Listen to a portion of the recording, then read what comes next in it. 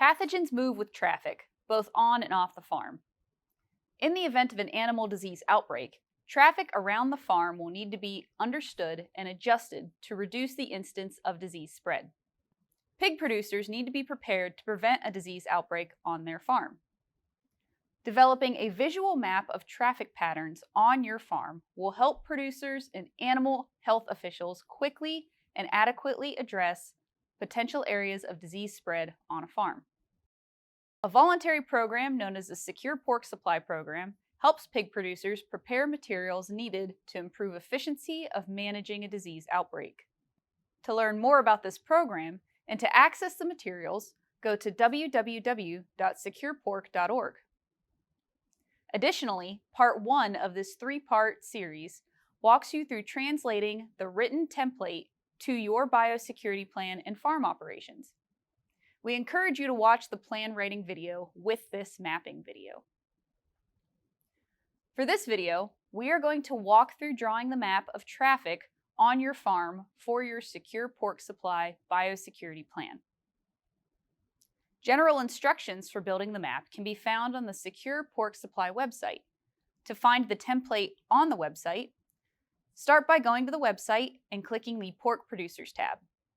Under that tab, you will find many resources for pig producers. On the left-hand side, you will see a tab labeled Biosecurity. Under this tab, you will find templates for preparing biosecurity and continuity of business plans for your farm. In these resources, you will find the Creating a Premises map. These instructions will be covered in this video, explaining where the map relates to the written plan and how to appropriately adjust the lines to your farm. It is important to note that much of this template is reflective of a specific style of pork production. Knowing this, each farm needs to evaluate your farm traffic patterns and constructively criticize the best biosecurity practices for your site. This might mean making realistic adjustments to your traffic patterns or recognizing that you need to add a biosecurity step where you cannot avoid cross-contamination. In the end, the point of the map is to help you and response officials better understand areas of potential disease spread around your farm. Now that we have some background, let's get started. A few last things to keep in mind as we fill out the plan. This is a template. Edit it so that it reflects your farm. Don't try to force your farm to fit the template. Make a copy and work with local officials about who needs to see the plan. Update the plan when major changes are made to farm traffic patterns, such as the construction of or removal of a building. This document is important in emergencies or stressful times. Being on the same page as those investigating animal disease works in your favor. Now let's grab some pencils and paper and let's get started. You can follow the instructions provided on the template, but briefly, go to a mapping service. Typically, Google Maps is easiest. Enter your farm's 911 address. Then grab an overhead view of your farm. If you right-click on the icon that appears on your farm address, you can obtain the GPS coordinates. A bird's-eye view of your farm, building, and property lines, neighboring properties, and the nearest public roads will be enough to get you started. Drawing the map should highlight a variety of features on your farm that are already explained in your written biosecurity plan. These features should also receive legend information after the map is completed. This is a sample legend. It is recommended that you use this legend as a guide so that you align significant markers on your farm with significant markers on your written plan. These markers will include any vehicle entrances or site entryways, the perimeter buffer area, lines of separation, mortality disposal areas, and common traffic patterns. When these areas are marked on the map, they can be evaluated for potential areas of cross-contamination and for implementing additional biosecurity measures in an outbreak situation. With all the items that need to be drawn, it can be difficult to decide where to start, especially when some of the lines likely need adjusted based on your daily chore or traffic patterns on the farm. So starting with your site entries and line of separation is a straightforward approach. Why? In many cases, these are straightforward and largely non-negotiable. This means that these markers are unlikely to change, regardless of traffic around your farm. A single site entry is denoted by a star. All site entries need to be indicated on every pig production site. Next, the easiest line to denote on the farm is the line of separation. This is typically because the line of separation is steadfast and unchanging. The line of separation goes around the animal holding areas. This can be as narrow as the pen or as broad as the entire barn, but in either case, the line of separation denotes where the stock are held. Be sure to indicate where access points are on the line of separation. Access points are anywhere where people, animals, or supplies and equipment are moved across the line of separation from one side to the other. The specific location of site entryways and lines of separation vary significantly across farms. In each case, it is important to carefully consider how these spaces interact with traffic patterns on your farm.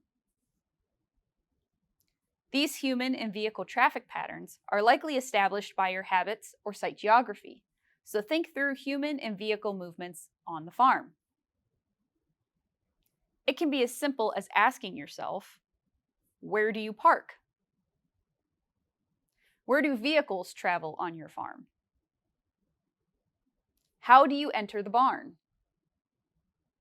Do you go into and out of the barn multiple times a day before chores are completed? How are carcasses moved and disposed of? Asking yourself these questions will help you get into perspective on translating your daily site activities to the map. Now take a moment to place your lines for mortality movements, vehicle movements, and parking on your site.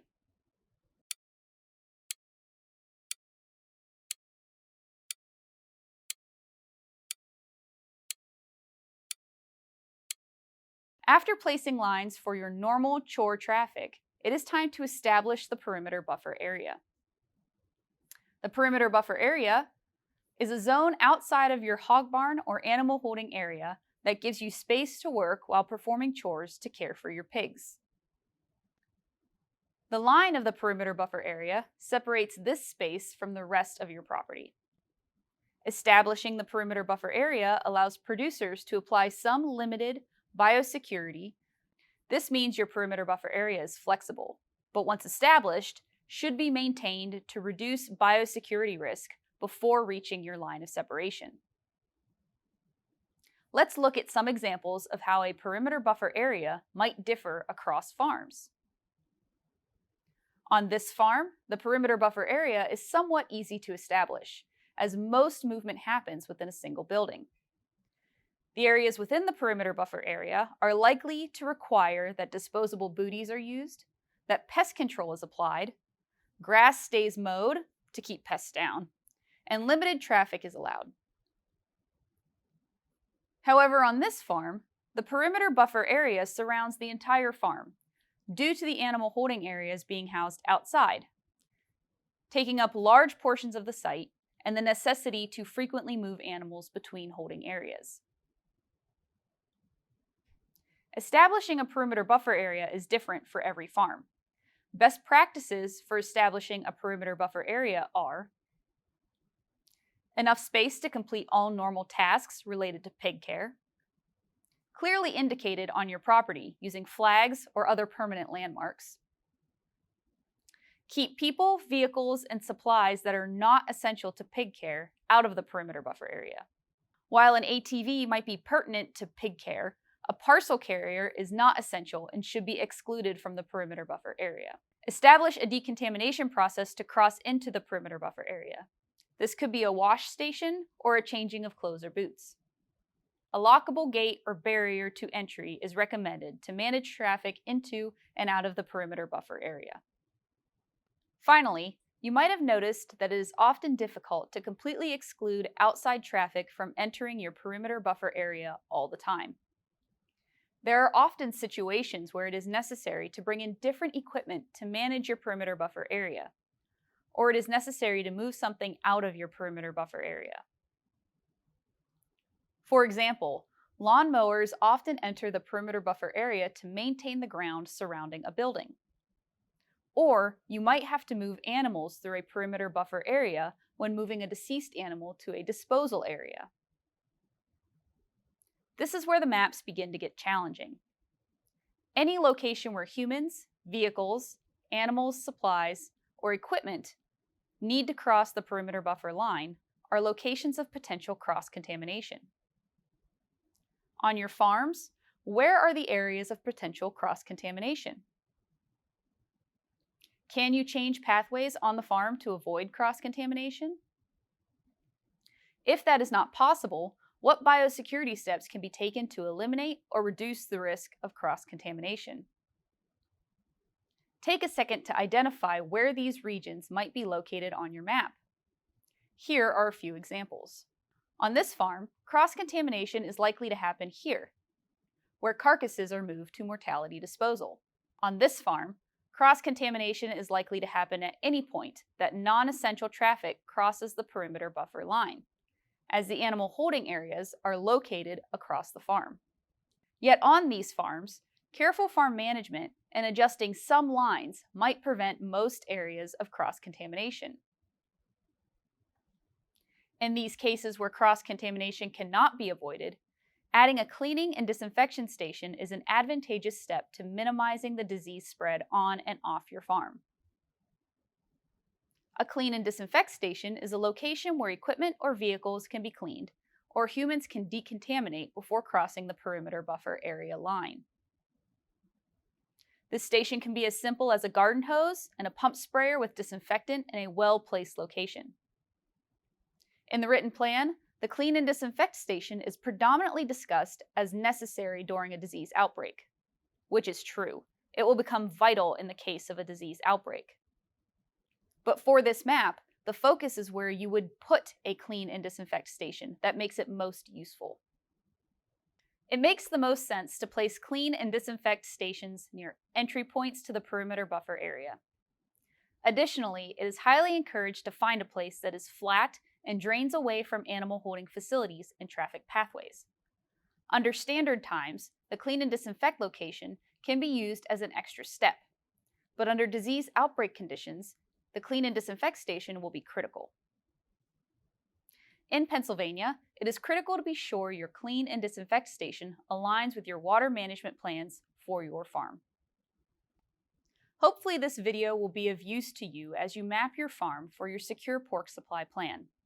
Remember to reach out to your veterinarian, extension educators, or government officials for assistance in developing your plan. In the event of a disease emergency, response will happen quickly to quell the spread of disease.